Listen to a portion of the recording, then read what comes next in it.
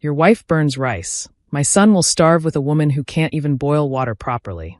My mother-in-law announced at Sunday dinner, her voice carrying across the table with practiced cruelty, while my husband's sisters giggled behind their napkins like it was the funniest joke they'd heard all week. I don't understand why you married someone so useless in the kitchen. A woman who can't cook is barely a woman at all. I smiled and cleared the plates as I'd done for 3 years of these dinners, saying nothing, defending nothing, because my husband Marcus sat beside me in silence every time, never once standing up to tell his family they were wrong. What none of them knew, what I'd kept secret through 3 years of humiliation, was that I wasn't a woman who couldn't cook. I was a classically trained chef who'd graduated top of my class at the Culinary Institute of America, and the burned rice they mocked was a deliberate choice to see if anyone in this family was worth my real cooking. The test had started on our 3rd date. Marcus had brought me to his parents' house for Sunday dinner. Too early in a relationship, I'd thought, but he'd insisted his family was close and wanted to meet anyone he was serious about. I'd offered to bring something. His mother, Evelyn, had suggested a simple rice dish. Nothing fancy. Let's see what you can do with basics. It had felt like a test even then. So I decided to run a test of my own. I'd deliberately overcooked the rice. Not burned exactly, but mushy, stuck together, clearly the work of someone who didn't know their way around a kitchen. I'd wanted to see how the family would react to imperfection. The reaction had been vicious. Evelyn had made a face like she'd bitten into something rotten. Marcus's sisters, Dominique and Priscilla, had exchanged looks of superiority. His father had pushed the rice to the side of his plate without comment. And Marcus? Marcus had said nothing. Not a word in my defense. Not even a polite acknowledgement that I'd made an effort. I'd learned everything I needed to know about this family in that single moment. A smarter woman would have walked away. Instead, I'd married him. Why? Because I was 26 and in love and convinced that Marcus was different when we were alone. He was kind, attentive, seemingly devoted. I'd told myself his silence at family dinners was just conflict avoidance, not agreement. I'd told myself a lot of things. The Sunday dinners continued after our wedding, and so did the mockery. Every week, Evelyn found new ways to criticize my cooking, even when I wasn't the one who'd prepared the meal. I made this roast, Evelyn would announce, presenting a perfectly adequate but uninspired piece of meat. Since we all know Elena can't manage anything beyond toast. The sisters would laugh. Marcus would eat in silence, and I would clear plates and wash dishes and smile until my face ached. I never cooked for them again. Why would I? They'd already decided who I was. Proving them wrong wouldn't change anything. It would just give them new ammunition. Oh, so now she thinks she can cook? After years of admitting she's hopeless? Someone's getting ideas above her station. I knew how it would go, so I kept my secret. The restaurant started as an escape.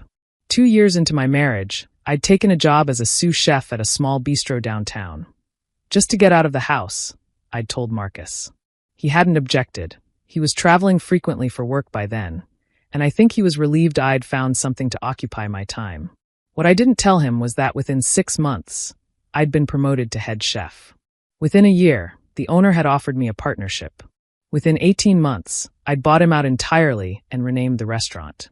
Orleans opened quietly, without fanfare. I didn't advertise, didn't seek press coverage, didn't tell anyone in Marcus's family. The restaurant built its reputation through word of mouth. Diners who'd experienced something extraordinary and couldn't stop talking about it. My cooking was everything I'd never shown my in-laws. Refined, innovative, technically flawless. I drew on my classical training but pushed beyond it, creating dishes that honored tradition while reimagining what food could be. The tasting menu changed seasonally. Regulars came back monthly to see what I'd created. The reviews started appearing in local publications. Then regional ones. Then national food magazines. Still, I said nothing at Sunday dinners. I hear there's a new restaurant downtown, Dominique mentioned once. Supposed to be impossible to get reservations. Some woman chef, probably sleeping with a critic. I smiled and cleared the plates. The Michelin inspector came on a Tuesday in November. I didn't know it was an inspector at first. They travel anonymously, posing as regular diners. But something about the woman at table 7 caught my attention. The way she examined each course, the notes she typed into her phone, the systematic approach to tasting every element. I cooked for her as I cooked for everyone, with total commitment, absolute precision, and the love I'd never been allowed to show my husband's family. When she left, She asked to speak with the chef. I came out of the kitchen, still in my whites, suddenly nervous in a way I hadn't been in years. This was extraordinary, she said simply. Truly extraordinary. 3 months later, the Michelin Guide announced the city's first 3-star restaurant. It was mine. The Times coverage was extensive.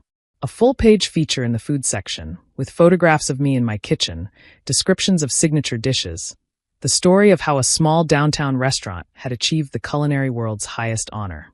I hadn't told Marcus. I hadn't told anyone in his family.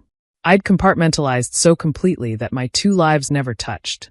The silent wife who couldn't cook and the celebrated chef who'd just made history. The morning the paper came out, Marcus was sitting at the breakfast table when I came downstairs.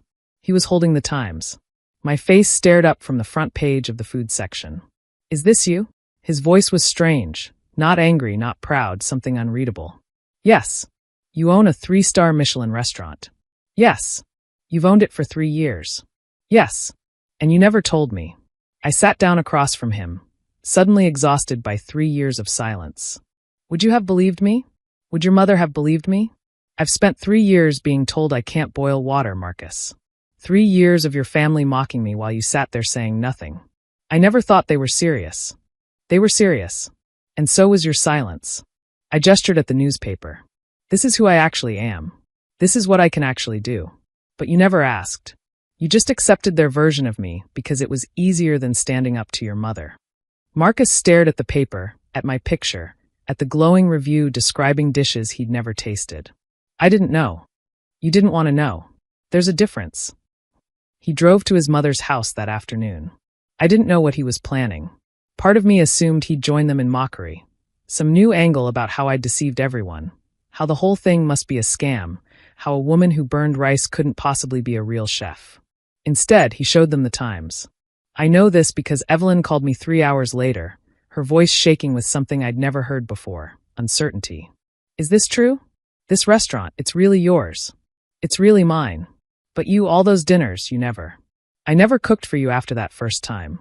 You'd already decided who I was. I didn't see the point in arguing. But why didn't you tell us? Why did you let us believe?" "I didn't let you believe anything.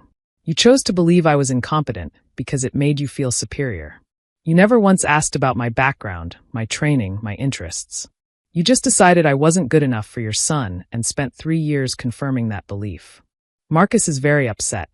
Marcus has been silent at every dinner while you mocked me. He's allowed his mother to humiliate his wife for 3 years without saying a word. His being upset now doesn't erase that. He wants to talk to you. Then he knows where I live. Marcus came home that night looking like a man who'd been through a war. "I told them," he said. "I told them they'd been cruel and wrong, and that I'd been a coward for not stopping it." "What did they say?" My mother cried. She said she was just having fun and never meant any harm. My sisters said they were just following Mom's lead. He sat down heavily. "They want to come to the restaurant. To see for themselves." "No. Elena. Your family spent 3 years telling me I was worthless. They don't get to waltz into my restaurant now that I'm famous and pretend none of it happened. They want to apologize. Do they? Or do they want to be seen at the city's hottest reservation? There's a 3-month waiting list, Marcus. Suddenly your mother wants to experience my cooking." He was quiet for a long moment.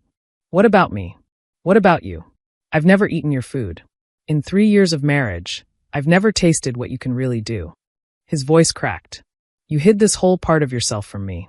An entire life I didn't know existed. You never asked. I told you I was working at a restaurant. You never came to see it, never asked questions, never seemed curious about what I was doing with my time. You were content with the wife your mother thought you'd married. I want to understand now. Why? Because I'm successful? Because there's a picture in the Times? If I'd failed, if the restaurant had closed and I'd come home defeated, would you have cared then?" He didn't have an answer. The marriage didn't survive. Not because of the revelation, but because of everything the revelation exposed. The years of silence. The fundamental lack of curiosity. The way Marcus had allowed his family's cruelty to become our normal. "I was proud of you," he said the night I asked for a divorce. "I just didn't know how to show it against my mother's expectations. Being proud in private doesn't count if you're silent in public. Your family needed to see you choose me, Marcus. Just once. And you never did. I'm choosing you now.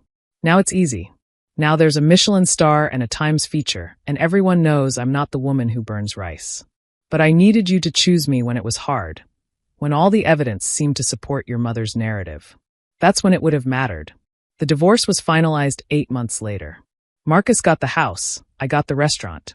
It felt like a fair trade. Evelyn requested a reservation 6 months after the divorce. I saw her name on the books and almost denied it. Then I reconsidered. I cooked for her that night, not out of forgiveness, but out of something else. Pride, maybe. The desire to show her exactly what she'd dismissed for 3 years. The tasting menu that evening included a rice dish, a delicate jasmine preparation infused with saffron, topped with shaved truffle and edible flowers. It was, according to my sous chef, one of the best things I'd ever created. When Evelyn finished the meal, she asked to see me. I came to her table still in my chef's whites, just as I had for the Michelin inspector. She stopped, seemingly unable to find words. I had no idea you could do this. You had no interest in finding out. I was wrong. About all of it. Yes, you were. Can you forgive me? I considered the question carefully. I can understand you. I can recognize that you were protecting your son in the only way you knew how, by trying to control who he married. But forgiveness implies reconciliation, and I'm not interested in that. We're not going to be family, Evelyn. That ship sailed years ago. What about Marcus? He misses you. Marcus had 3 years to stand up for me. He chose silence. That's not a man I can build a life with. I returned to my kitchen, leaving her with the bill and the weight of understanding exactly what her cruelty had cost. The restaurant is busier than ever now. I've expanded to a second location, started a cookbook, been featured in documentaries about women in culinary arts. The woman who burns rice has become a symbol of something larger. The competence that families refuse to see, the potential that gets dismissed, the success that blooms despite disdain. Last month, I received a letter from Marcus. He's remarried, a woman his mother approves of, someone who fits the family mold. He wanted me to know he's sorry, that he thinks about me often, that he's tried to be better with his new wife. I didn't respond. Some chapters closed completely. But I kept the letter, tucked inside my copy of the Michelin Guide. A reminder of where I started, and how far I've come. They said I couldn't cook. Now I'm the city's first 3-star chef. They said I was barely a woman. Now I'm a legend. And the rice? I make it perfectly. I always could.